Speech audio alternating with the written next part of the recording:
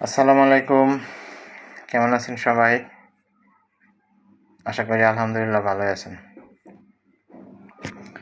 দেশে জ্বালানি সংকটের অবস্থা খুবই ভয়াবহ এবং এই তেল সংকটের অবস্থা গাড়ির চালকদের বা বাস মালিকদের এবং মোটরসাইকেল চালকদের জন্য তো তেল নিয়ে হাহাকার।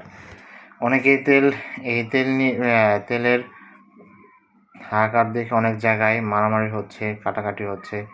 কারণ এই তেলের দাম, তেল যদি ঠিকমতো না থাকে, ঠিকমতো সরবরাহ না হয়, তাহলে পরিস্থিতি আরও কিন্তু ভয়াবহ হবে, আরও অনেক খারাপের দিকে যাবে।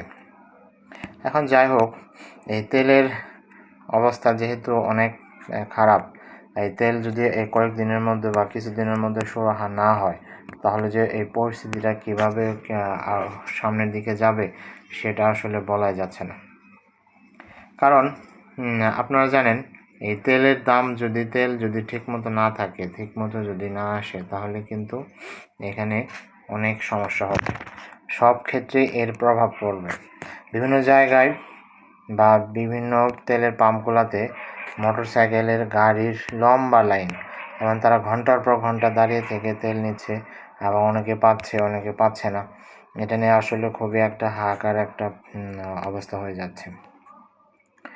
যাই হোক, সামনে যে কী পরিস্থিতি হবে সেটা হয়তো আর কিছুদিন পরেই আরও বোঝা যাবে। আপনারা সম্প্রতি জানেন যে কয়েকদিন আগে এই তেল নিয়ে মানুষ মারা গেছে।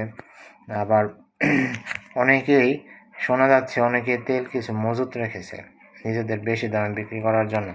এই বেশি দামে বিক্রি করতে যেয়ে তারা যে আসলে কতটা ঝামেলা করতেছে এটা না বলাই নয়। কারণ এই তেলের জন্য হাহাকার প্রায় সবার মধ্যেই আছে, অনেকের মধ্যেই আছে। এই তেলের সুরাহা যদি না হয়, তাহলে কিন্তু অবস্থা খুবই খারাপ হয়ে যাবে। যাই হোক, আমাদের এই তেলের সমস্যার সমাধান করার জন্য আমাদের সরকারের দ্রুত একটা পদক্ষেপ নেওয়া উচিত, এবং এই সমস্যা থেকে যেন আমরা দ্রুত বের হয়ে যেতে পারি, সেটাই কামনা।